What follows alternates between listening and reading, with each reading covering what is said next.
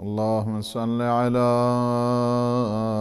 محمد وآل محمد. بسم الله الرحمن الرحيم. اللهم إنه يحجبني عن مسألتك خلال ثلاث، وتحدوني عليها خلة واحدة. يحجبني أمر أمرت به فأبتعدت عنه، ونهي نهيتني عنه فأسرعت إليه، ونعمة أنعمت بها علي فقصرت في شكرها. ويحدوني على مسألتك تفضلك على من أقبل بوجهه إليك، ووفد بحسن ظنه إليك، إذ جميع إحسانك تفضل، وإذ كل نعمك ابتداء. فها أنا ذا يا إلهي واقف بباب عزك، وقوف المستسلم الذليل، وسائلك على الحياء مني، وسائلك على الحياء مني سؤال البائس المعيل، مقر لك بأني لم أستسلم وقت إحسانك إلا بالإقلاع عن عصيانك، ولم أخل في الحالات كلها من امتنانك. فهل ينفعني يا إلهي إقراري عندك بسوء ما اكتسبته، وهل ينجيني منك اعترافي لك بقبيح ما ارتكبته؟ أما أوجبتني في مقامي هذا سخطك، أم لزمني في وقت دعايا مقتك؟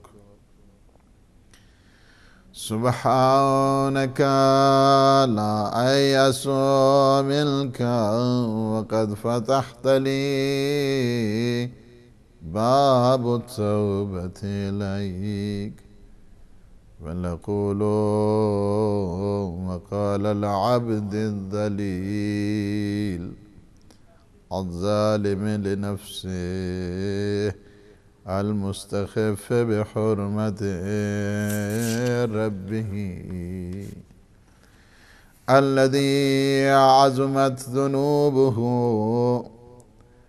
فجلت وأدبرت أيامه.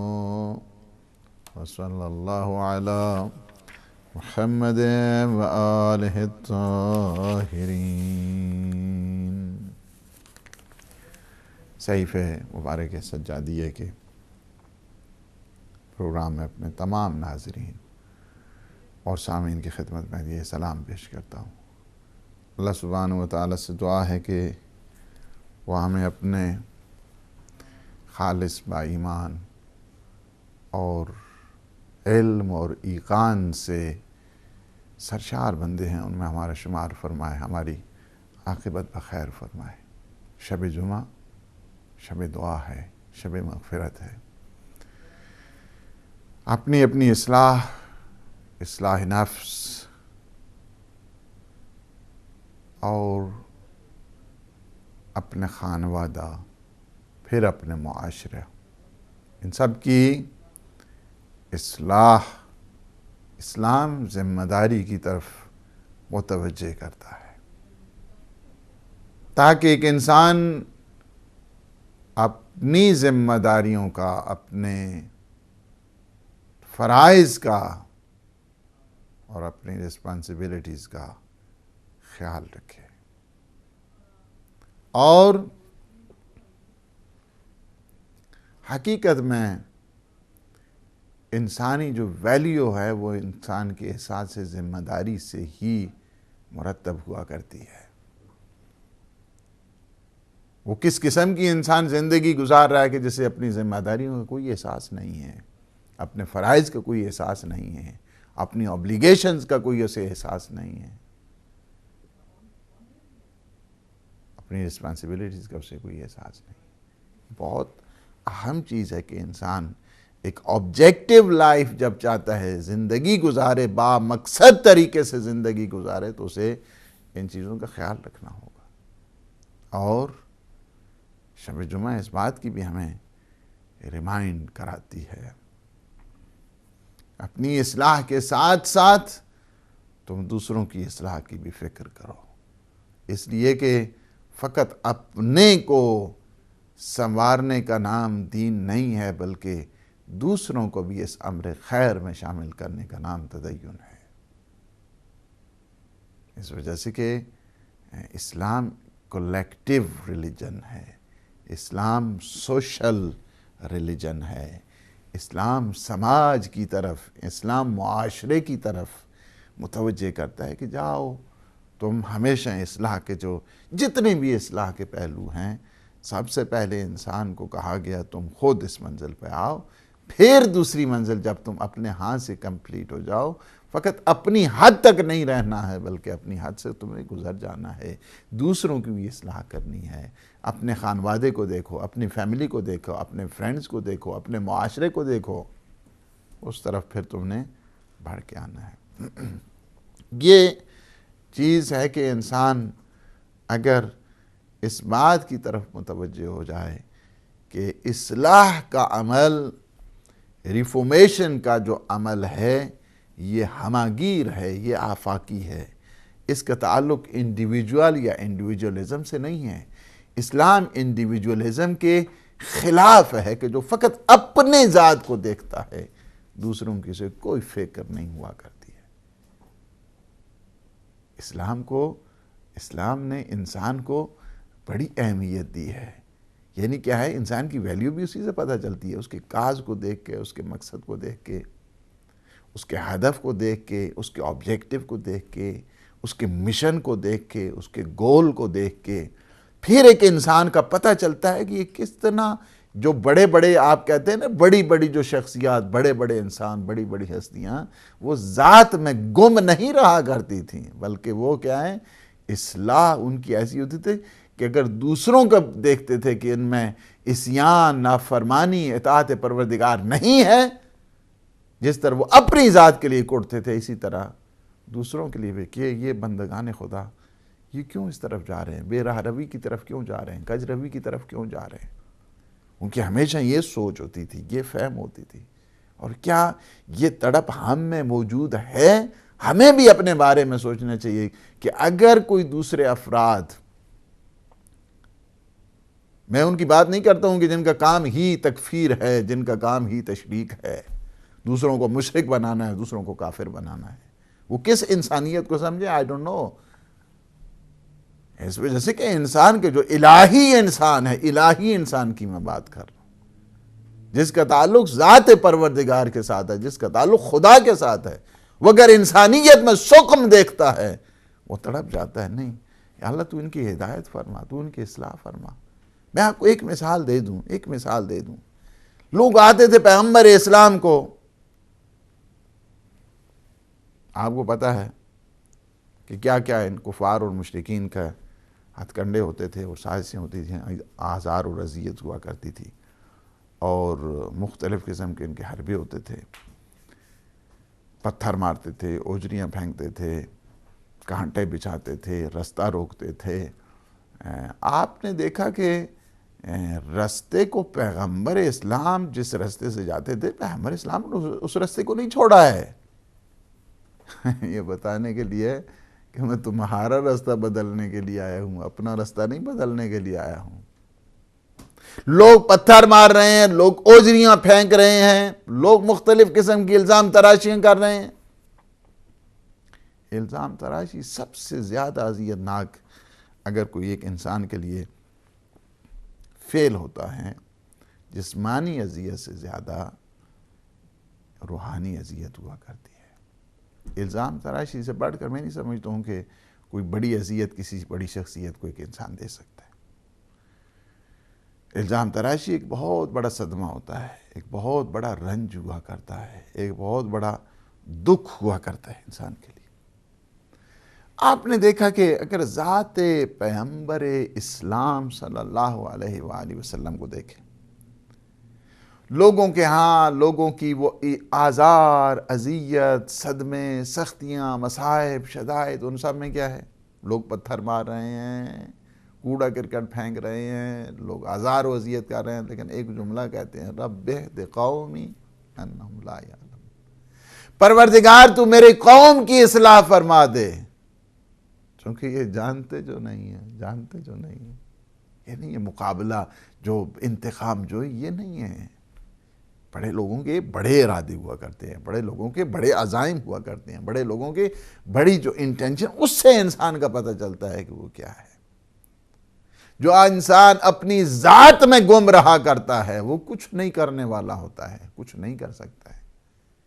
اس وجہ سے کہ سوچ کیا ہے، انسان کی سوچ بلند، انسان کا حوصلہ بلند، انسان کا ارادہ بلند، اس سے جو ہے انسان کی پہچان کیا ہے۔ اسلام اسی چیز کی طرف پروموٹ کرتا ہے کہ فقط اپنی ذات کو نہیں دیکھنا ہے تم نے۔ آپ نے دیکھا نماز سے لے جائیں، انفاق تک چلے جائیں، سارے کے سارے مسائل میں اجتماعیت ہے۔ اسلام میں ایک خوبی جو سب ساری ان مکاتب پہ بھاری ہے، وہ یہی ہے کہ اس میں وہ اجتماعیت ہے۔ اجتماعیت ہمارے قرآن میں، اجتماعیت ہماری رسالت میں، اجتماعیت ہماری کتاب میں، اجتماعیت اور آفاقیت آپ کو نظر آئے گی۔ ہمارا رب رب العالمین ہے، ہمارا رسول رحمت للعالمین ہے، ہماری کتاب ذکریٰ للعالمین ہے، عالمین کے لیے رحمت، سب چیزیں اجتماعیت سکھائی ہے اسلام۔ نماز اب پڑھتے ہیں نا جماعت کے ساتھ، وہ اس کی جتنی اہمیت ہے، کس لیے اہمیت؟ اجتماعیت کی وجہ سے۔ جمعہ اور اس کے اتنے فضائل اور ساری اس کی ساری کیا ہے؟ گیدرنگ ہونی چاہیے، یہ ہونا چاہیے، کیا ہے؟ اجتماعیت، اجتماعیت کی طرف اسلام۔ نماز پڑھتے ہیں، اس میں بذات خود اجتماعیت، ایاک نعبد و ایاک نستعین۔ تو یہ ہے کہ شب جمعہ کے ان خصوصیات میں یہی ہے کہ انسان کو ایک تو یہ ہے کہ اپنے آپ کو بھی یاد کرنا ہے، اور پھر یہ ہے کہ اپنے مرحومین کو بھی یاد کرنا ہے۔ اپنے مرحومین کہ جنہوں نے اس دنیا کو دار فنا سے دار بقا کی جانب چلے گئے ہیں، انہیں بھی یاد کرنا ہے۔ شب جمعہ شب مرحومین بھی ہے، اپنے اپنے مرحومین کو یاد کرنے والی بھی ہے۔ ان کے لیے صلوات پڑھ دیں، ان کے لیے دعا کر دیں، ان کے لیے بسم اللہ پڑھ دیں، ان کے لیے سورہ فاتحہ پڑھ دیں، ان کے لیے 2 رکعت نماز ہدیہ کر دیں، ان کے لیے تھوڑی سی قرآن خوانی کر لیں، اور کچھ نہیں، آپ کھاتے ہوئے ایک فاتحہ ہی پڑھ دیں۔ کھانا تو آپ نے کھانا ہی ہے، شام کے ٹائم کھانا کھاؤ، کھانا کھاؤ، ایک پہلے بسم اللہ تو پڑھتے ہیں سارے ماشاءاللہ، پڑھیں، بسم اللہ پڑھنے سے برکات زیادہ ہوا کرتی ہیں، شیطان کھانے میں شامل نہیں ہوا کرتا ہے۔ پھر کیا ہے کہ جب آپ کھانا کھانے پورا فاتحہ پڑھتے ہوئے کتنی آپ کو دیری لگتی ہے، دعا کرتے ہوئے کہ انسان کو کتنی دیری لگتی تھی۔ 1 منٹ 2 منٹ اپنے مرحومین کے نام پہ اور پھر سارے مومنین مومنات کے نام پہ وقف کر دیں، سارے مومنین مومنات کے نام پہ اس کو عطیہ کر دیں، گفٹ کر دیں۔ اللہ آپ کی زندگی میں ہم یہ آسانیاں پیدا کرے، انہیں بھی ایک وہ گفٹ مل جائے گی۔ اس لحاظ کے ساتھ شب جمعہ شب دعا ہے، شب مغفرت ہے، شب مرحومین ہے، انسان کو اس طرف۔ ہماری جو گفتگو ہو رہی تھی، دیکھیں ہماری گفتگو ہو رہی تھی 12ویں دعا، بڑی اہم دعا ہے۔ مولا امام سجاد علیہ السلام نے اس دعا میں جو ابتدا ہے، یعنی اس طرح ایک ایکیڈیمکس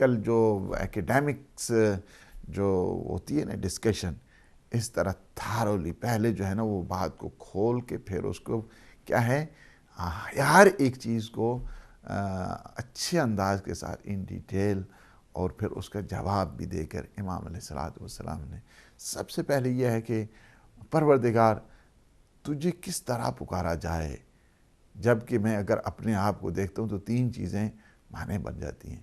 پہلی چیز یہ ہے کہ تو نے کیا کیا ہے، اوامر کیے ہیں، کچھ امر کیے ہیں، اور اس میں ہم نے کیا کر دی ہے، سستی کر دی ہے۔ اب جو سستی کرتا ہے اپنے مولا کے حکم پہ، اپنے مولا کے امر پہ، اب کیسے مانگا جائے اس سے، یہ خجالت آتی ہے۔ دوسری چیز ہے کہ تو نے نہیں کی تھی، چاہیے یہ تھا کہ میں رک جاتا، لیکن اس نہیں میں انوالو ہو گیا، فوراً جلدی کی اس میں، لہذا شرم آتی ہے کس طرح تیرے حضور آ کے تجھ سے مانگا جائے۔ تیسری چیز یہ ہے کہ تو نے اتنی نعمتیں برسائی ہیں، اور نعمتیں برسانے کے بعد میں نے ان نعمتوں کے شکریہ میں کوتاہی کر دی ہے، اب میں تجھ سے کس طرح مانگوں۔ پھر کیا ہے، دوسرا رخ ہے دعا کا، یہ پہلا حصہ ہے۔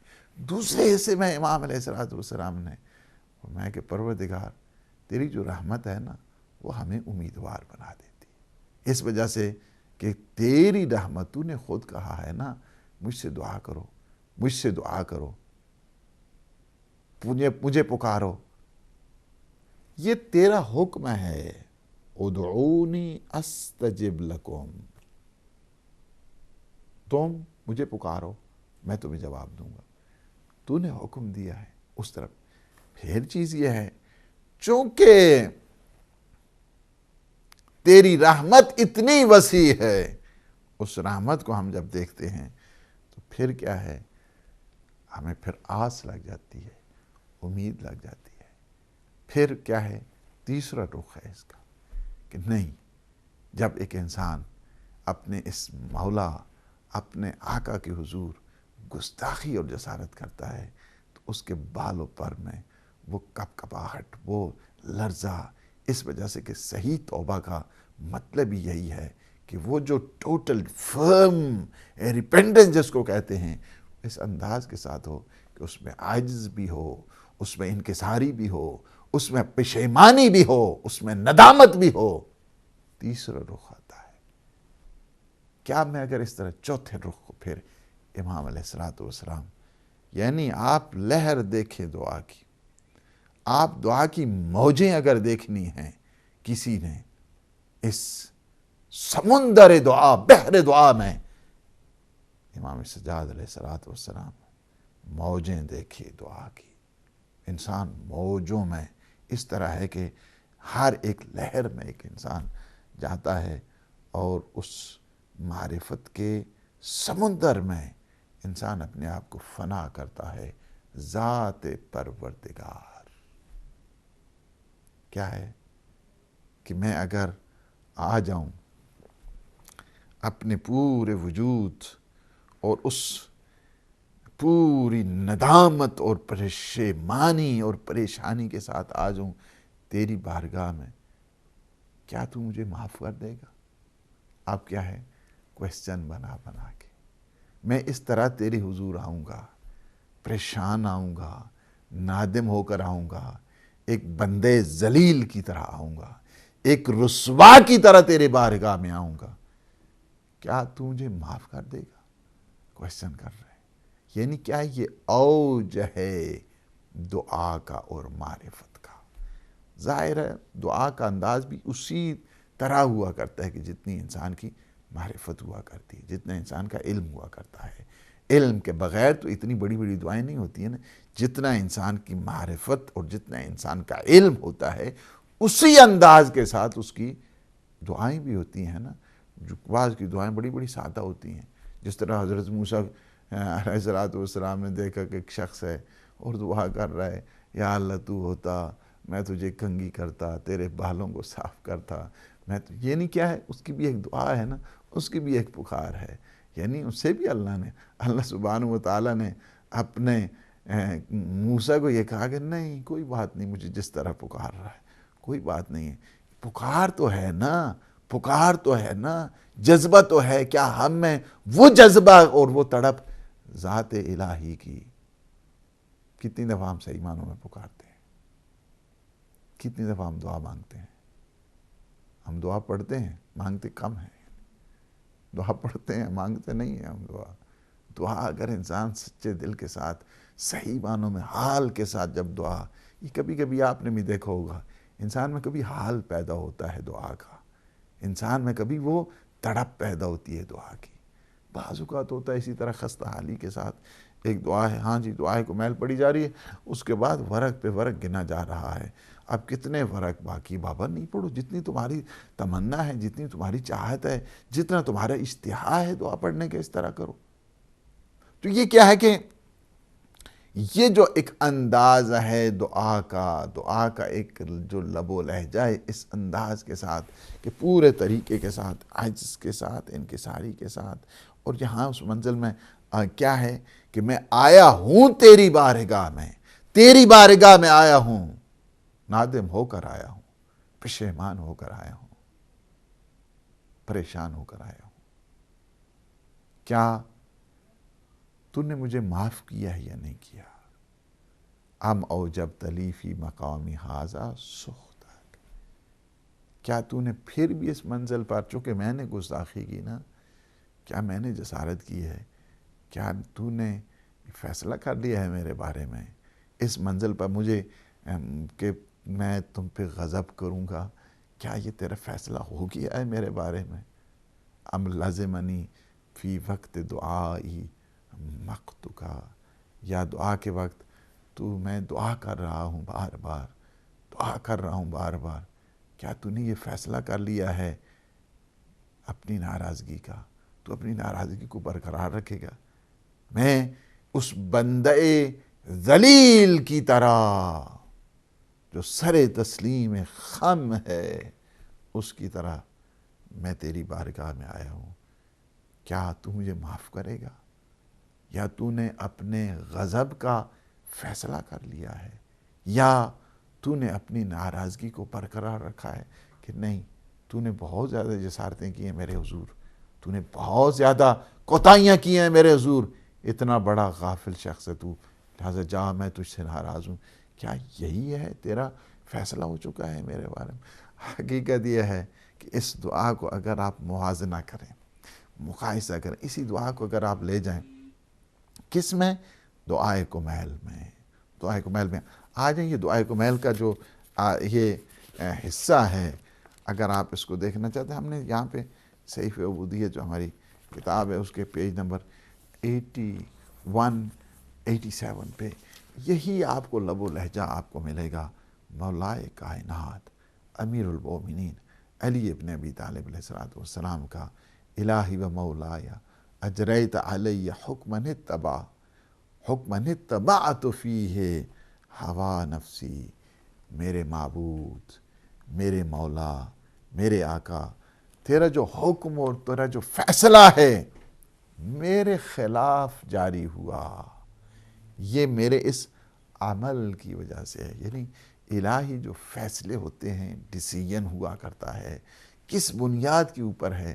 اس بنیادوں کو واضح کرنے کے لیے کہ پروردگار جو تیرا فیصلہ میرے خلاف ہوا ہے وہ فیصلہ میرے ان عمل کی وجہ سے تھا کہ جس میں نے اپنی خواہشات، ہوائے نفسانی پہ میں نے عمل کیا اور تیرے احکام کی میں نے مخالفت کی، کہ جس کی وجہ سے یہ فیصلہ تیرا جاری ہوا. وَلَمْ أَحْتَرِسْ فِيهِ مِن تَزْئِينِ عَدُوِّي، اور میرے دشمن نے مجھے دھوکہ دینے کے لیے جو مختلف قسم کی اس نے چال بازیاں کی ہیں، اس سے میں اپنے آپ کو بچا نہیں سکا۔ یعنی کیا ہے کہ فیصلہ پروردگار جو تیرا فیصلہ تھا، فیصلہ کیا اس وجہ سے ہے کہ میں نے چونکہ خواہشات نفسانی پہ عمل کیا اور شیطانی مختلف ہتھ کنڈوں میں اس نے مختلف مسائل میں مجھے کیا کیا، آرائش اور زیبائش کے ذریعے مجھے گرفتار کیا ہے، اور میں خواہشات کی اس پیروی کی وجہ سے کیا تو نے اس منزل پہ آ کے یہ فیصلہ کر دیا ہے کہ اپنے غضب میں شامل کروں گا، یا تو نے یہ فیصلہ کر لیا ہے کہ میں دعا کروں گا اور تو اپنی ناراضگی کو اسی طرح برقرار رکھے گا۔ یہ منزل ہے دعا کی، یہ منزل ہے دعا کی، یہ منزل ہے دعا کی۔ اس وجہ سے لیکن اس کے بعد انسان جب جاتا ہے نا یہ وہاں نفسی، اس کے بعد دعا کا جو مختلف روپ ہیں اور مختلف انداز ہیں، فغرنی بما احوا واسعدہ علی ذلک القضاء، وہی خواہشات کا کہ انہوں نے دھوکہ دیا اور پھر آ کر اس فیصلے میں مدد ہوئی، اور اس کے بعد یہی ہے خواہشات نفسانی کی پیروی کی وجہ سے پھر انسان احکام پروردگار سے تجاوز کرتا ہے۔ فتجاوزت بما جرى علی من ذلک بعض حدودک وخالفت بعض اوامرک، میں نے تیرے بعض اوامر کی مخالفت کی۔ یعنی کیا ہے کہ خواہشات مولا امیر المومنین ہوں یا دیگر معصومین ہوں، انسان کو سلیقہ بندگی سکھاتے ہیں۔ یعنی اللہ سبحانہ وتعالیٰ تمہارے خلاف ویسے نہیں فیصلہ کر لیتا ہے۔ فیصلہ کب ہوتا ہے کہ جب ایک انسان اس بدعملی کی طرف جاتا ہے، اوامر کو انجام نہیں دیتا ہے، خواہشات نفسانی کے اوپر چلا کرتا ہے، تب اللہ کے فیصلے انسان کے خلاف ہوتے ہیں۔ اس کے بعد کیا ہے، یہ رخ ہے اگر دعائے کمیل کبھی اس انداز کے ساتھ جو شیرینی اور جو لذت انسان کو دعائے کمیل میں ہے، کہ جو ہر مزاج کے ساتھ فٹ آتی ہے دعا، ہر مزاج کے مطابق ہوتی ہے دعا، یہ اس میں عجیب اور دافعہ بھی ہے اور جاذبہ بھی ہے۔ انسان اس کو دیکھیں تو باہر کے اس کے بعد مولا نے کیا کیا کہ جب یہ کویسچن سارے ریز کیے کہ کیا میں اس قدر پکار کے بعد اس طرح دعا اور مناجات کرتے ہوئے تیری بارگاہ میں آ رہا ہوں، تو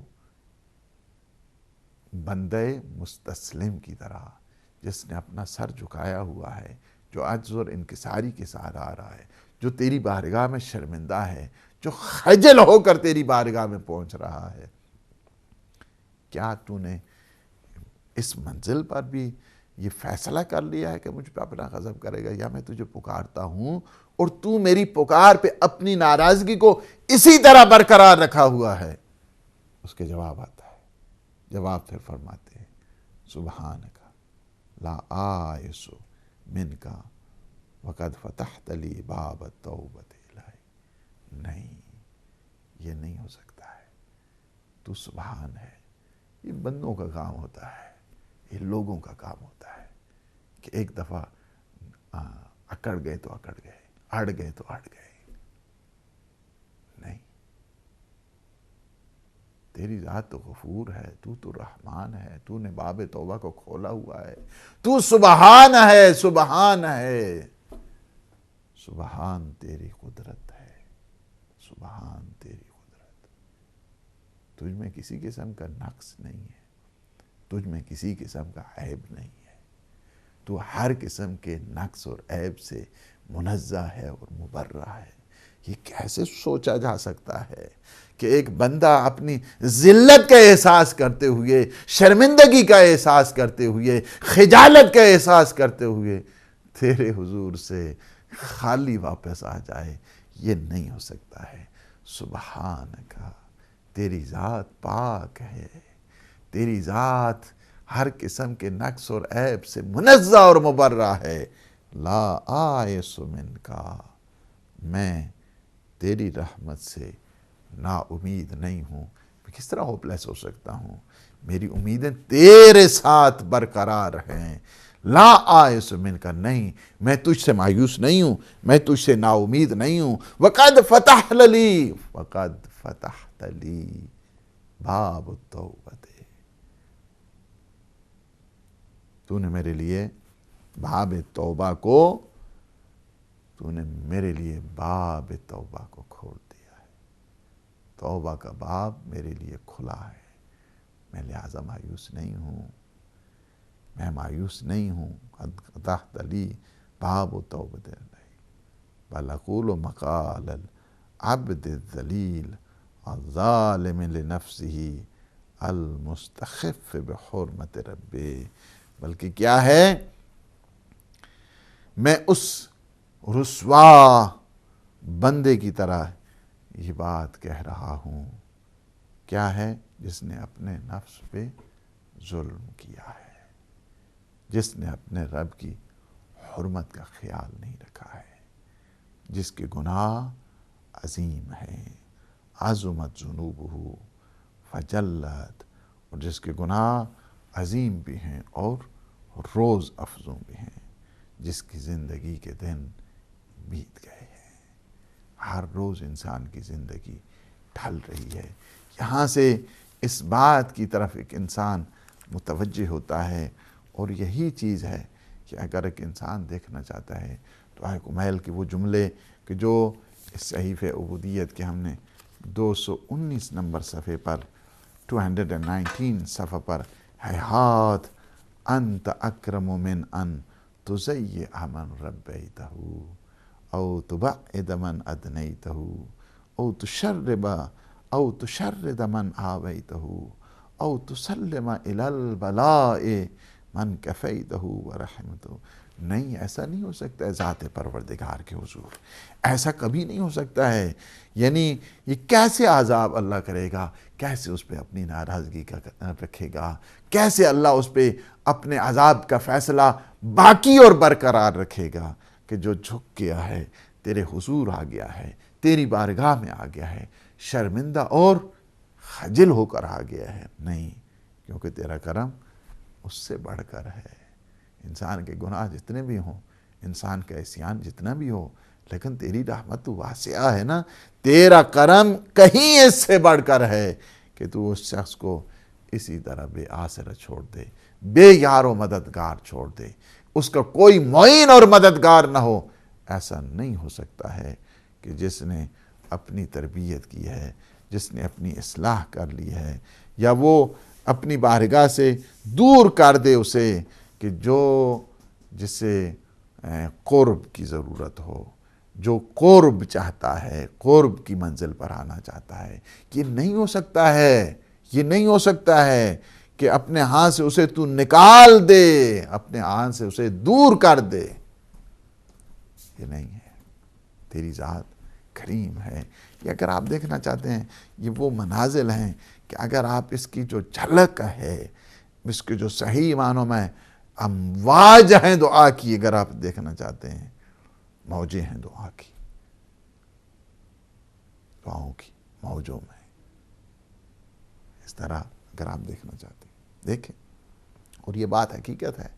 یعنی انسان اگر اس منزل پر آ جائے، اپنے آپ کو پیش کر دے بارگاہ ربوبیت میں، بارگاہ پروردگار میں، عجز اور انکساری کے ساتھ. یہ نہیں ہو سکتا کہ وہاں سے لطف نہ ہو، وہاں سے کرم نہ ہو، وہاں سے کرم نوازی نہ ہو، وہاں سے تفضل نہ ہو. اور ویسے اگر ایک انسان کیا ہے کہ خود آئے اور مایوس ہوتا رہے، یہ بذات خود گناہ ہے. مایوسی بذات خود گناہ ہے. اس طرح نہیں اسے کرنا چاہیے. انسان کے خواہ جتنے بھی گناہ ہیں، لیکن کیا ہے، وہ ذات غفور ہے، رحیم ہے. یہ لوگوں کو بھی مایوس کرنا ہے اس طرح کہ ہاں جی وہ تو اتنے گناہ ابھی پھر آ گیا، اور جی دیکھو جی پاڑا پتنی کہ کرنا ہے تو ہونا تو بابا آگے پروردگار کی بارگاہ میں آ گیا ہے. پروردگار کی بارگاہ میں آ گیا ہے. انسان جتنا بھی ہے اس کو اپریشیٹ کرنا چاہیے. اسلام گناہ کے خلاف ہے، گناہگار کے خلاف نہیں ہے. گناہگار کو بار کے اسلام ہے کہ بار بار وہ کیا کرتا ہے، ہمیشہ اس بات کی طرف متوجہ کرتا ہے گناہ جنہوں نے گناہ کیے ہیں. اگر آپ آئیں اور آپ دیکھیں اس پہ کہ اللہ سبحانہ و تعالیٰ نے خود یہ فرمایا اس پہ کہ قل یا عبادی الذین اسرفوا علی انفسہم لا تقنطوا من رحمت اللہ، اے میرے بندو جنہوں نے اپنے نفسوں پہ ظلم کیا ہے، جنہوں نے اپنی جانوں پہ ظلم کیا ہے، تم میری رحمت سے نا امید نہ ہونا، میری رحمت سے نا امید نہ ہونا۔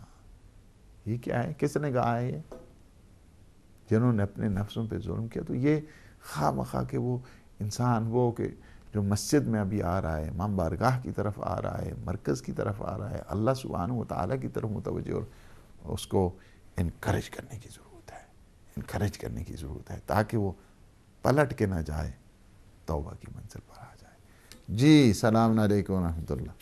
وعلیکم السلام ورحمۃ اللہ وبرکاتہ۔ جناب مولانا صاحب محمد شکیب لندن سے بول رہا ہوں۔ ماشاءاللہ جناب، جناب کا پروگرام سن رہا ہوں اور حقیقت ہے کہ دنیا میں پیار آپ لوگ بانٹ رہے ہیں تو لینے والا کوئی ہے؟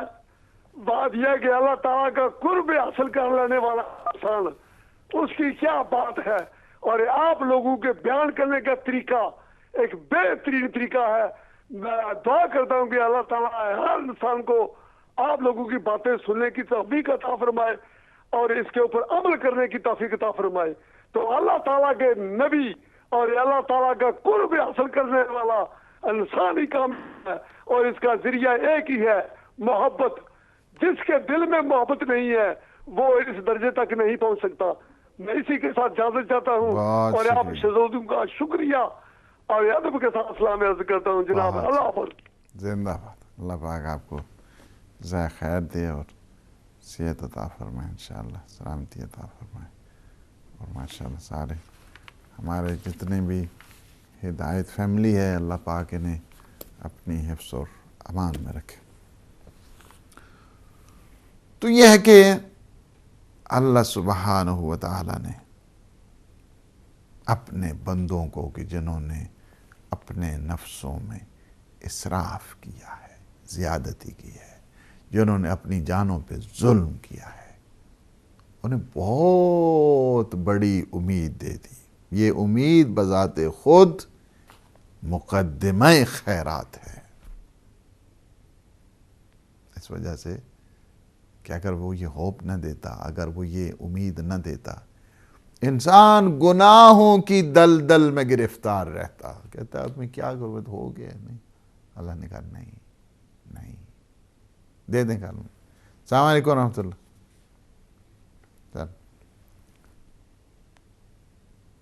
تو یہ ہے کہ یہ ایک ایسی ہوپ دی ہے، ایسا، تاکہ یہ کیا ہے کہ لوگ نیکیوں کی طرف آئیں، لوگ اچھائیوں کی طرف آئیں، لوگ بھلائیوں کی طرف آئیں، اور اسی امید کا صدقہ ہے کہ لوگ پھر پلٹ کے واپس آتے ہیں، انابہ کرتے ہیں، توبہ کرتے ہیں۔ اگر وہ کہے کہ نہیں میں نے تجھے معافی نہیں کرنا ہے، لوگ کیا کریں؟ مایوس ہو جائیں، نا امید ہو جائیں لوگ کہیں کہ ابھی کیا ہے، چارہ کار نہیں، اب کیا کر سکتے، پھر کیا ہے، فساد کی طرف، بربریت کی طرف لوگ چلے جائیں۔ نہیں، اللہ سبحانہ و تعالیٰ نے توبہ کا دروازہ کھولا، اللہ سبحانہ و تعالیٰ نے انابہ کا دروازہ کھولا، اللہ سبحانہ و تعالیٰ نے اپنی امید کا دروازہ کھولا۔ فرمایا نہیں، قل یا عبادی الذین اسرفوا علی انفسہم لا تقنطوا من رحمت اللہ۔ اللہ کی رحمت سے کبھی مایوس نہ ہونا، اللہ کی رحمت سے کبھی نا امید نہیں ہونا۔ تم آ جاؤ بارگاہ ربوبیت میں۔ اور حضرت یعقوب نے جب بیٹوں نے وہ کیا نا سارا، ایک قسم کی ان میں جو کیفیت پیدا ہو رہی تھی، بار بار، چونکہ جو اندر کی کوٹ انسان کے نفس کی کوٹ ہوا کرتی ہے وہ بہت زیادہ انسان کو سزا دیتی ہے، وہ باہر کی کوٹوں سے زیادہ اندر کی جو کوٹ ہوا کرتی ہے، انسان کے نفس کی کوٹ، جب انسان اس کے شکنجے میں گرفتار ہو جاتا ہے وہ بہت اذیتناک ہوا کرتی ہے۔ نفس کی کوٹ بہت زیادہ کربناک ہوا کرتی ہے۔ نفس کی کوٹ جو عدالت ہے نفس کی، وہ بہت زیادہ انسان کو شکنجوں میں مبتلا کرتی ہے۔ جی السلام علیکم ورحمۃ اللہ۔ السلام علیکم.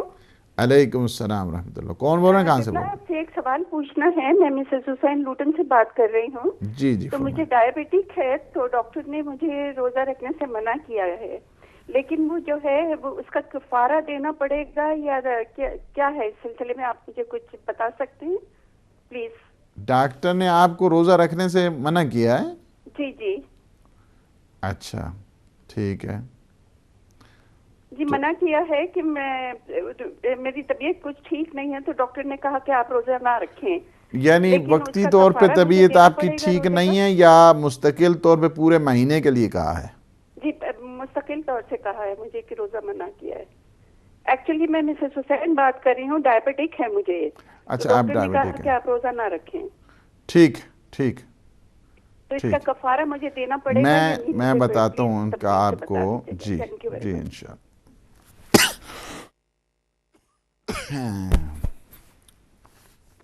جی تو میں انشاءاللہ اس کا جو ہے نا وہ آپ کو ابھی آ رہے ہیں ہم کویسچن آنسر کی طرف, تو انشاءاللہ ہم بتا دیتے ہیں. یعنی جو نفس کی انسان میں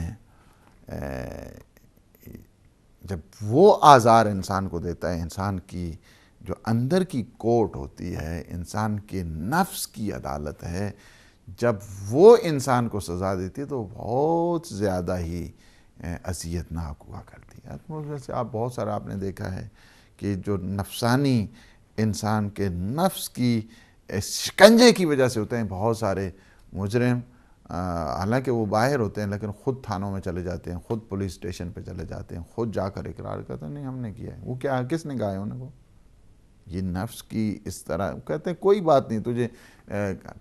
یہی چیز ہے معصومین علیہ السلام کی. بعض کہتے ہیں نواز جی بڑی تعریف ہے, وہ فلاں جی بڑا ایسے ہی ہوتا دروازے چھپ چھپ کے بکھے نہ سیکھے, پتہ نہیں کہ اندر ہو رہے. بابا اس طرح نہیں, اسلام یہ تو غیر اسلامی طریقے کار ہے.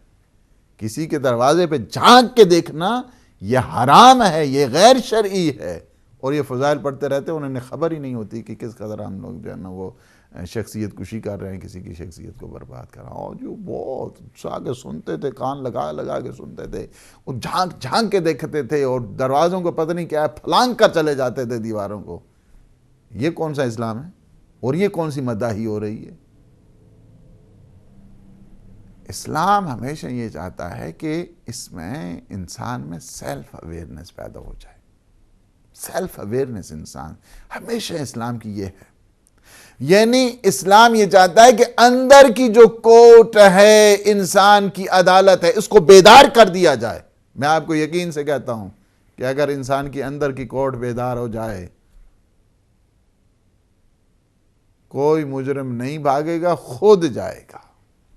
یہی آپ دیکھیں, میں آپ کو مثالیں کا دے دوں تو یہ اس کے لیے تو مستقل کئی پروگرام چاہیے, کئی پروگرامز اس کے لیے چاہیے.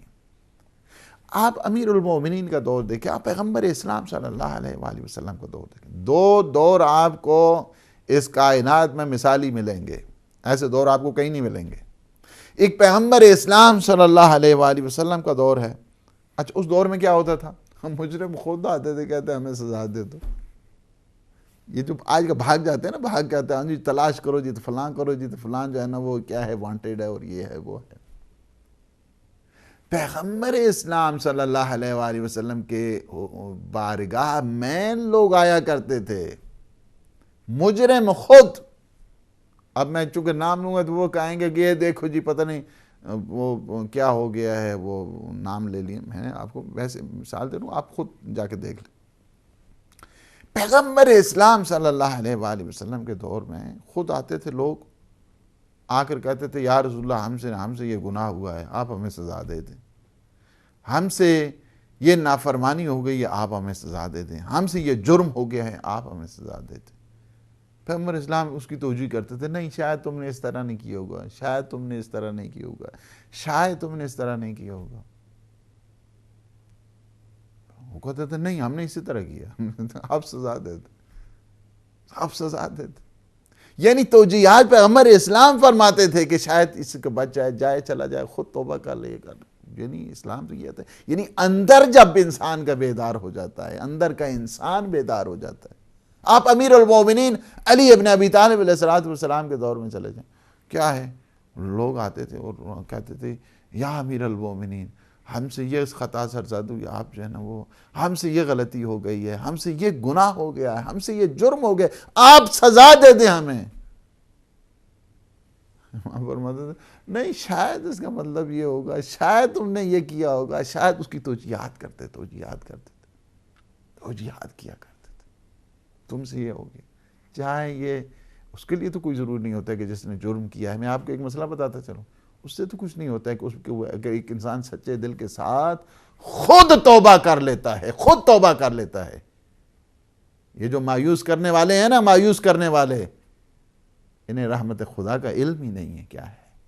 آپ سیرت امیر المومنین پڑھیں، آپ کو صحیح حقائق پڑھتے چلیں، سیرت مصطفیٰ کو پڑھیں، آپ کو صحیح، اگر آپ کو صحیح معنوں میں چاہتے ہیں۔ امیر المومنین کے پاس آتے تھے لوگ، کہتے تھے، خاتون آئی کہا کہ یا امیر المومنین سے گناہ ہو گیا ہے، آپ مجھے جو ہے کوڑے لگائیں، 100 کوڑے لگائیں مجھے جو ہے نا وہ آپ ماریں کوڑے مجھے۔ سبحان اللہ۔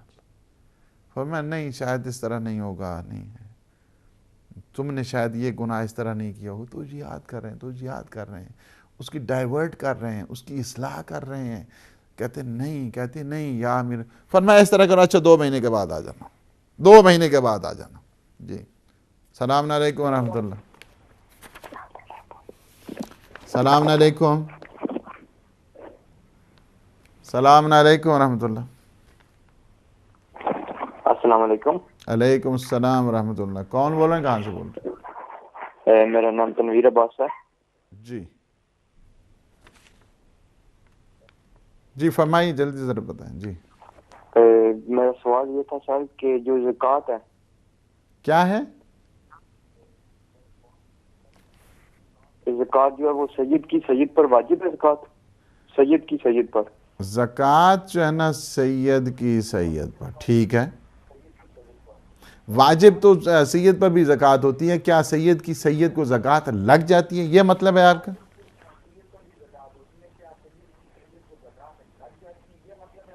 جی یہی مطلب ہے۔ ٹھیک ہے انشاءاللہ۔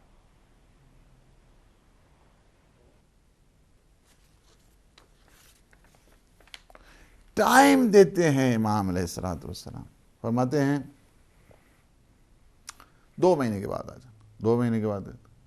کہا کہ نہیں، ابھی تم جو ہے نا وہ کیا ہو، حالت حاملگی میں ہو، پریگنٹ ہو تم، ابھی تو نہیں ہوتا، تجھے سزا نہیں دی جا سکتی۔ بچے نے کیا قصور کیا؟ 2 سال کے بعد بچہ جب پیدا ہو جائے پھر آ جانا، بچہ پیدا پھر آ گئے، کہ یا امیر المومنین وہ سزا دے دیں۔ امام فرماتے ہیں نہیں، ابھی تو بچہ ہے، بچے کی کفالت چاہیے، دودھ کون پلائے گا، بچے کو رکھے گا کون؟ نہیں، پھر وہ آیت پڑھتے ہیں 2 سال کے بعد آ جانا۔ یہ اللہ کے نمائندے ہیں، یہ اللہ کے خلیفہ ہیں، یہ رحمت پروردگار کے مظہر ہیں،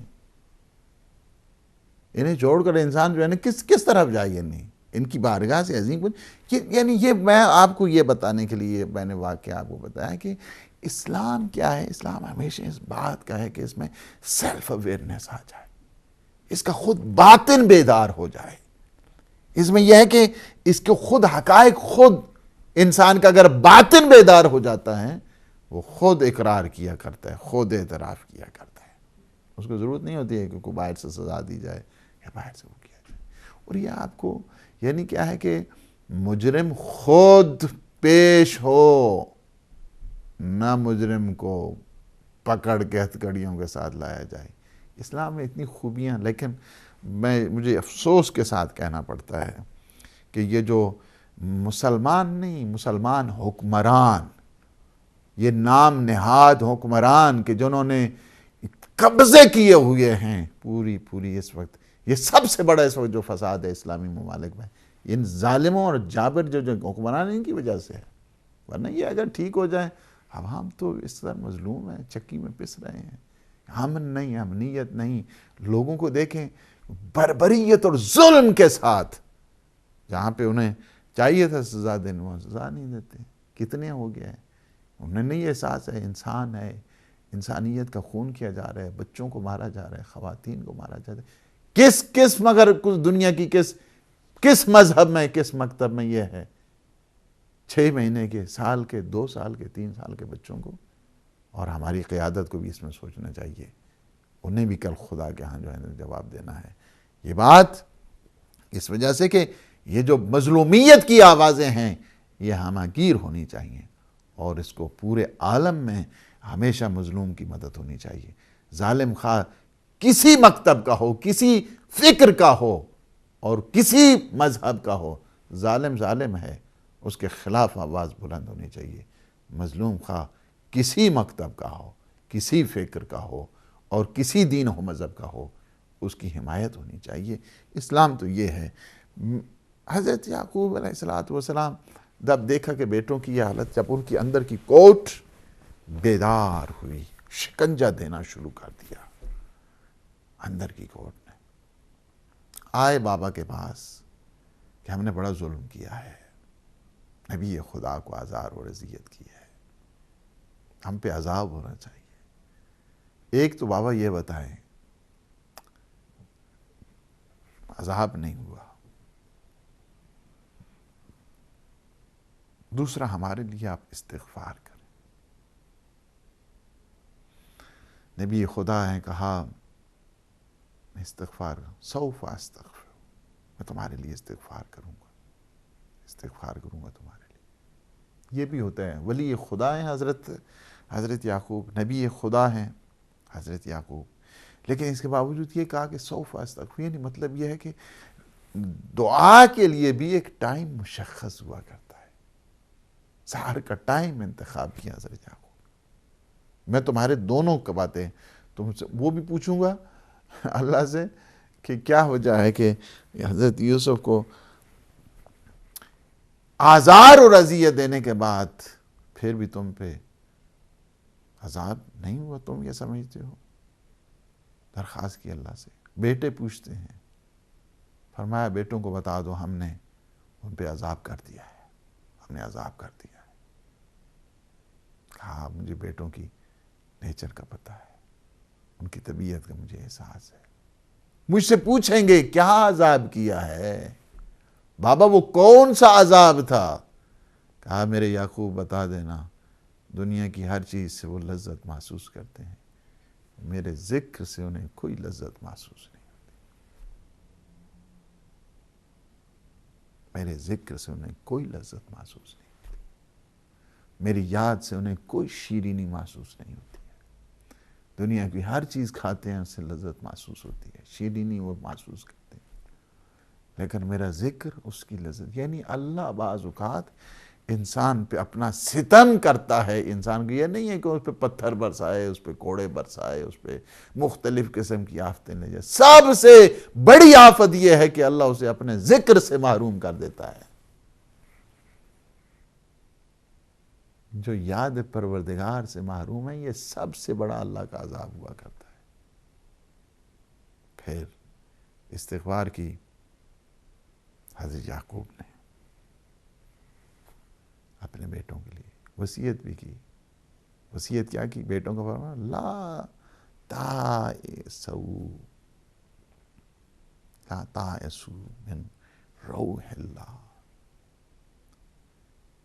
انہ لا یائس من روح اللہ الا القوم الکافرون۔ فرمایا کہ تم کیا کرو، اللہ کی رحمت سے مایوس نہ ہونا۔ کیوں؟ کیونکہ اللہ کی رحمت سے مایوس صرف کافر ہوا کرتے ہیں، کافر مایوس ہوا کرتے ہیں، اور یہی ہے کافر اور یا جو گمراہ ہے۔ دوسری آیت میں فرمایا وَمَن يَقْنَطُ مِن رَحْمَتِ رَبِّهِ إِلَّا الضَّالُّونَ، اللہ تعالیٰ کی رحمت سے وہی نا امید ہوتے ہیں کہ جو گمراہ ہوا کرتے ہیں۔ نہیں، گمراہ جو ہوتے ہیں وہ اللہ کی رحمت سے مایوس ہو جاتے ہیں۔ اس وجہ سے اسلام نے جو طریقہ کار اور بتایا ہے یہی ہے کہ اللہ سبحانہ و تعالیٰ کی رحمت میں تم شامل رہنا، اللہ سبحانہ و تعالیٰ کی رحمت سے کبھی مایوس نہیں ہونا۔ تمہارے گناہ اگر ریت کے ذروں کے برابر ہیں، اس کی رحمت اس سے زیادہ وسیع ہے۔ اس کی بارگاہ میں آ جانا، جھک جانا، گڑگڑا کے رونا اور معافی مانگنا، وہ تمہیں خالی نہیں لوٹاتا ہے۔ وہ کریم پروردگار ہے، وہ تواب ہے۔ اس کے بعد فرماتے ہیں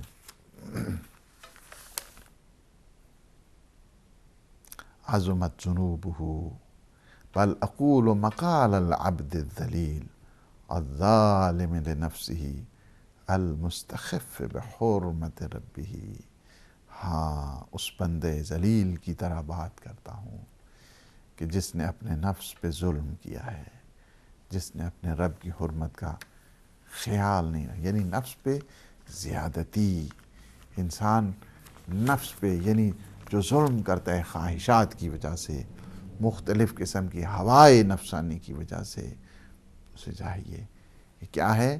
زیادتی اور ظلم جو ہے نا بذات خود الظالم لنفسہ، یعنی کیا ہے کہ جس نے اپنے نفس پہ ظلم کیا ہے، زیادتی کی ہے۔ گناہ انسان کرتا ہے، اپنے نفس پہ ظلم کر رہا ہے۔ عصیان کرتا ہے، اپنے نفس پہ ظلم کر رہا ہے۔ کبھی وہ ظلم کرتا ہے ظالم لنفسہ ہی ہوتا ہے، کبھی ظالم لغیر ہی ہوتا ہے۔ دوسروں پہ بعض اوقات انسان ظلم کرتا ہے، ان کے حقوق کا خیال نہیں کرتا ہے، پاسبانی نہیں کیا کرتا ہے۔ اس وجہ سے وہ بھی ظلم کا مطلب یعنی نقص ہوا کرتا ہے۔ چونکہ یہ نقص کرتا ہے الہی واجبات میں، منہیات میں اور ممنوعات میں، اس وجہ سے وہ ظالم ہے۔ اور یہ بات اس بات کی طرف بھی متوجہ کرتی ہے کہ جو ظلم ہوا کرتا ہے، ظلم یعنی اس کی جو تعریف ہے کہ وضع الشیء فی غیر محلہ یا فی غیر موضعہ، یعنی جس جگہ کی شان تھی اس کو وہاں سے ہٹا کر دوسری جگہ پر اس کو رکھ دینا، جس جگہ کا اہل تھا اس سے ہٹ کر دوسری جگہ پہ اس کو لے کر جانا، ڈیگریڈ کرنا کسی کو، یہ ظلم ہوا کرتا ہے۔ غیر محل میں اس چیز کو رکھ دینا کہ جو اس کے لیے موزوں نہیں ہے، یہ اس کو ظلم، جو جس چیز کا اہل نہیں ہے اس کو اہل بنا دینا، یہ ظلم ہے۔ جو جس کام کا نہیں ہے اس کام پہ اس کو لگا دینا، یہ بھی ظلم ہے۔ یعنی تجاوز کے معنی میں کسی چیز کو بے محل قرار دینا اور بے موقع قرار دینا اور بے موضع قرار دینا، یہ ظلم ہوا کرتا ہے۔ اور اللہ سبحانہ و تعالیٰ نے یہ بتا دیا کہ ہمیشہ کیا ہے، ہر ایک کو اپنے مقام پہ رکھنا، اس کو عدالت کہتے ہیں۔ کیا ہے کہ ایک انسان اپنے نفس پہ جو ظلم کرتا ہے، زیادتی کرتا ہے، وہ اس بنیاد کے اوپر ہے چونکہ اب اس کا محل کیا تھا، مقام کیا تھا، اس نے آپ کو اللہ سبحانہ و تعالیٰ نے اسے خلق کیا ہے، اتنی قدرتیں اسے دی ہیں، اتنی نعمتیں اسے دی ہیں، اتنی رحمتیں اسے دی ہیں، اس نے ان کو یوٹیلائز کیا ہے ان میں کہ جنہیں اللہ پسند نہیں کرتا ہے۔ آنکھیں اللہ نے دی ہیں، کس مقصد کے لیے دی ہیں؟ زبان اللہ نے دی ہے، کس مقصد کے لیے دی ہے؟ یہی اللہ نے کان دیے، کس مقصد کے لیے دیے ہیں؟ یہی چیز ہے کہ اگر یہ کان غنا کی اس سماعت میں صرف ہوں تو یہ کانوں پہ ظلم ہے۔ اگر یہی کان تلاوت قرآن کو سنیں، ذکر اہل بیت کو سنیں، ذکر اللہ سبحانہ و تعالیٰ کو سنیں، تو یہ کانوں کے حق میں اعتدال بھی ہے اور عدل بھی ہے اور کمال بھی ہے۔ اسی طرح باقی انسان کے اعضاء ہیں۔ تو یہی ہے حضرت ابو ذر غفاری بہت ہی کہ جن کے بارے میں ہے کہ اس زمین کے اوپر اور آسمان کے نیچے تم نے اگر سچا تلاش کرنا ہے تو وہ ابو ذر ہے، وہ علی امام ہو۔ لیکن یاد رکھنا ابو ذر کا امام بھی علی ہے۔ کہتے ہیں کہ جب ان کے بار کے شہادت ہے، یہ بھی ایک بہت ہی غم و اندوہ سے بھرا ہوا واقعہ ہے کہ ان کی شہادت، حضرت ابو ذر کی جو شہادت ہوتی ہے وہ بھی ربضہ کے مقام پر، جب انہیں در بدر کر دیا گیا اور جلا وطن کر دیا گیا اور بھیج دیا گیا، اور یہی چیز ہے، ہم یہ کہتے ہیں کہ ہمیشہ اس بات کو یاد رکھنا کہ ربضہ میں کیوں گئے اور کیوں وہاں بھی، یہ آپ خود تحقیق کر لیں. مجھے ابھی یہاں پہ ٹائم بھی نہیں ہے میرے پاس اور میں اس ڈیٹیل میں نہیں جانا چاہتا، لیکن بڑی مظلومیت کے ساتھ ان کا انتقال اور ان کی وفات ہوئی. مدینہ سے کافی دور ربضہ جو مقام ہے، بے آب و گیاہ وہ جگہ ہے کہ جہاں پہ سبزہ نہیں، جہاں پہ نہ پانی کی صحیح وہ ہے، اس جگہ پہ کہ جہاں پہ وہ سارے جو وسائل زندگی ہیں اس سے محروم صحابی پیغمبر اسلام کہ جنہیں پیغمبر فرماتے ہیں کہ زمین سے اوپر اور اس نیلے آسمان کے نیچے اگر کچھ سچا ہے وہ ذر سے نہیں بڑھ کر وہ علی امام ہوئی. لیکن اس بات کو یاد رکھنا کہ ابو ذر کا امام بھی علی ہے کہ جن کے لیے اللہ نے حق کو ادھر پھیرا ہے جدھر علی پھر جائیں. ان سے کسی نے کہا، اس واقعے کو شیخ توسی نے اپنی کتاب جو فہرست ہے اس میں بھی اس کو تذکرہ کیا ہے کہ ایک دفعہ کسی شخص نے ان سے پوچھا کہ عزنی، آپ مجھے معجزہ کریں، آپ مجھے نصیحت کریں. تو حضرت ابو ذر نے فرمایا کہ لا تنسا الا نفس، یعنی کیا ہے؟ اپنے آپ کو نہ بھولنا، اپنے نفس کو نہ بھولنا، اپنے نفس پہ زیادتی نہ کرنا. اس نے کہا کہ کیسے ہو سکتا ہے کہ ایک انسان اپنے آپ کو وحل من احد، کیا ہے کہ ینس الی نفسہ، کیا کوئی انسان ایسا ہے کہ جو اپنے آپ کو بھول جاتا ہے؟ کیا کوئی ایسا ہے؟ تو انہوں نے فرمایا کہ ہاں، جو شخص ایسا کام کرے گا اس کے نتیجے میں اسے سزا سے بھگتنا ہوگا. تو اسے چاہیے کہ اپنے آپ پہ ظلم نہ کرے. اسے یعنی اس کو بھلانے کا مطلب، یعنی میرا مطلب یہ ہے کہ اپنے آپ کو نہ بھولے، یعنی اس پر ظلم نہ کرے، اس پہ عصیان نہ کرے، اور ظلم اور عصیان سے اپنے آپ کو بچا کے رکھے. میرا مطلب یہ ہے. تو یہ ہے کہ اللہ سبحانہ و تعالیٰ بھی کیا ہے کہ جو یہ ساری چیزیں ہیں کہ اللہ کسی پہ ظلم نہیں کرتا ہے. اللہ کسی پہ کسی کو اسی طرح جو ہے نا وہ سزا نہیں دے دیتا ہے. ہاں جی، وہ یہ کانسیپٹ ہی غلط ہے کہا جائے کہ ہاں وہ جسے چاہے، نعوذ باللہ اگر چاہے تو یزید کو جنت میں، نہیں، اس کی عدالت کے خلاف ہے، یہ ظلم ہے، ایسا نہیں ہے.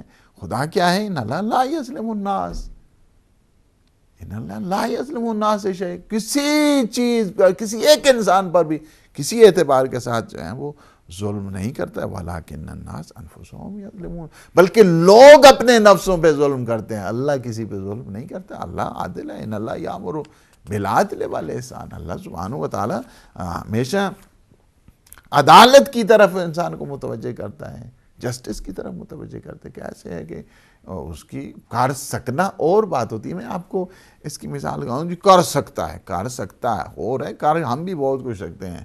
ایک عام انسان اپنا ایک جو ہے نا مکہ لگائے اپنی آنکھ پہ، اس کو جو ہے نا توڑ سکتا ہے؟ نہیں کر سکتا ہے آدمی. تو کرتے ہیں ہم لوگ. ایسا تھوڑا ہوتا ہے. یہ خلاف عقل ہے، خلاف منطق ہے، خلاف عادل بات ہے. یہ ایسا نہیں ہو سکتا ہے. انسان اپنے آپ کو ایک چند منٹ میں جو ہے نا اپنے آپ کو ہلاک کر لے، مگر نہیں انسان کر سکتا ہے، نہیں کرتا ہے. اس کی وجہ سے کیا عقلمند انسان اس طرح نہیں کرتا ہے. ایک منطقی فرد اس طرح نہیں کیا کرتا ہے. ایک عدل سے سرشار فرد اس طرح نہیں کرتا ہے، اپنے آپ پہ ظلم نہیں کرتا ہے. اللہ سبحانہ و تعالیٰ نہیں ہے. یہ کانسیپٹ غلط ہے. اس کا اسلام کے ساتھ، دین کے ساتھ، تدین کے ساتھ کوئی ربط نہیں ہے. اور بڑے جو ہے نا وہ اس میں وہ نعرے یزید کہ جس نے پورا اس طرح اسلامی اقدار کو پامال کیا اور حقیقی اسلام کو جس نے مسمار کرنے کی کوشش کی، اس کو اللہ نعوذ باللہ، ہزار بار نعوذ باللہ، کہ وہ جو چاہے تو اللہ، یہ یزید کو بچانے والی باتیں ہیں. ان کا تعلق یہ نہیں، مطلب یہ ہے کہ تمہارے دلوں میں وہ جو حسینیت کا جذبہ ہے وہ نہیں ہے. اس فقدان کی وجہ سے تم اس کو بچانے کے لیے کچھ ہیلے حربے جو ہیں تلاش کر رہے. یہ بات کیا کرو حقیقت میں. تو یہ ہے کہ کسی لحاظ کے ساتھ بھی ظلم اور بربریت اللہ اسے معاف نہیں کرتا، بلکہ روایات میں اگر دیکھیں ظلم اور بربریت کرنے والے کی سزا اس دنیا میں بھی ہے، اس دنیا میں بھی ہے. اللہ سبحانہ و تعالی ہمیں محفوظ رکھے ان جو گناہان کبیرہ ہیں، ان کی سوچ سے ہمیں محفوظ رکھے۔ الذی عظمت ذنوبہ، یہ نئی ڈسکشن ہے، میں انشاءاللہ جو ہے نا وہ اگلے سیشن میں ابھی دیکھیں گے کہ اس کو ہم، لیکن ماہ مبارک رمضان کے مخصوص اور انشاءاللہ بھرپور پروگرامز آ رہے ہیں، اس کو توجہ کیجیے گا، اور انشاءاللہ العزیز باقی جو صحیفہ سجادیہ کی ڈسکشن ہے انشاءاللہ العزیز ماہ مبارک رمضان کے بعد انشاءاللہ کنٹینیو کیا جائے گا۔ اور ہمارے بڑے محترم ہیں محمد یعقوب لندن سے، انہوں نے فون کیا ہے کہ بڑی اچھی انہوں نے بات کی ہے کہ حقیقت میں پیار اور محبت ہی ہے کہ جس سے انسان میسج کو جو ہے نا وہ کنوے کرتا ہے۔ دین نام ہی محبت کا ہے۔ امام محمد باقر علیہ السلام سے جب پوچھا گیا کہ حالد دین کیا ہے، what religion is، تو امام علیہ السلام نے فرمایا حل الدین الا الحب، کیا دین محبت کے سوا بھی کوئی چیز ہے؟ اپنے پروگرام کو اپریشیٹ کرتے ہیں، اللہ سبحانہ وتعالیٰ آپ کو اجر عنایت فرمائے۔ ہماری سسٹر ہے مسز حسین، انہوں نے کہا کہ ڈاکٹر نے انہیں جو ڈائبٹیز ہے انہیں، اور ڈاکٹر نے منع کیا ہے، ڈاکٹر نے منع کیا بالکل آپ روزے نہیں رکھیں، ڈاکٹر کے مشورے کے تحت، اس کی سجیشن کے تحت جو انہوں نے پرسکرائب کیا ہے اس کے تحت آپ عمل کریں، اور آپ کو ایک جو گندم ہے جس کو کہتے ہیں کہ 14 چھٹانک جو اناج ہے، وہ آپ کو تقریباً 750 گرام جو گندم ہے، جو ہے چاول ہے، وہ آپ کسی غریب مسکین کو ایک ٹائم کا کھانا دے دیں تو انشاءاللہ العزیز وہ آپ کا کفارہ ہو جائے گا، آپ کا جو فدیہ ہے وہ بن جائے گا۔ باقی آپ وہ نہیں ہے کہ جو کفارہ کوئی نعوذ باللہ جو کہ آپ جان بوجھ کے نہیں اس کو روزے کو توڑ رہی ہیں یا کھا رہی ہیں کہ جس کے لیے انسان کو کفارہ دینے کی ضرورت پڑے، اس کے بعد فدیہ ہے۔ یہ جو ہے ایک سا کے طور پر صاد الف اور عین، اس کو کہتے ہیں، یہ 14 چھٹانک جو وزن ہوتا ہے شرعی ایک پیمانہ ہے اور یہ اصطلاح ہے، اسلامک ٹرم ہے۔ اس کو آپ اس عنوان سے دیکھیں کہ فدیے کے طور پر، اور یہ آپ کو تقریباً 750 گرام، 1 کلو، یعنی جو ہوتا ہے 1000 گرام ہوتا ہے، 1 کلو ہو جاتا ہے تو 750، یہ تقریباً اتنا جو ہے وہ بن جاتا ہے۔ اس کو آپ دے دیں اور حساب لگا لیں۔ حساب اس کا ویسے تو آپ جتنا مرضی ہے دے دیں، 3-4 پاؤنڈ دے دیں تو تب بھی ٹھیک ہے، لیکن اگر خود آپ اس مقدار میں دینا چاہتی ہیں تو آپ اس لحاظ سے بھی دے سکتی ہیں، اس میں کوئی، یہ اپ ٹو یو کہ آپ اس کو کتنا کنٹریبیوٹ کرنا چاہتی ہیں ایک غریب کے لیے اور ایک مساکین کے لیے۔ جیسے غرباء اور مساکین کا بہت زیادہ حق ہوتا ہے، اور بالخصوص یہ ماہ مبارک رمضان میں ہمیشہ جنرائسٹی کا، یہ منتھ آف جنرائسٹی ہے، انسان جی دل کھول کے انسان غرباء کی، چونکہ ایک جو ہے نا فلسفی آف فاسٹنگ جس کو کہتے ہیں، یعنی روزوں کے متعلق جو فلسفہ جس کو آپ کہتے ہیں کہ اس کی ایک ریزن ہے، اس میں یہ ہے کہ انسان میں احساس وہ پیدا ہوتا ہے فقیروں کے سلسلے میں، مساکین کے سلسلے میں، اور ان غرباء کے سلسلے میں،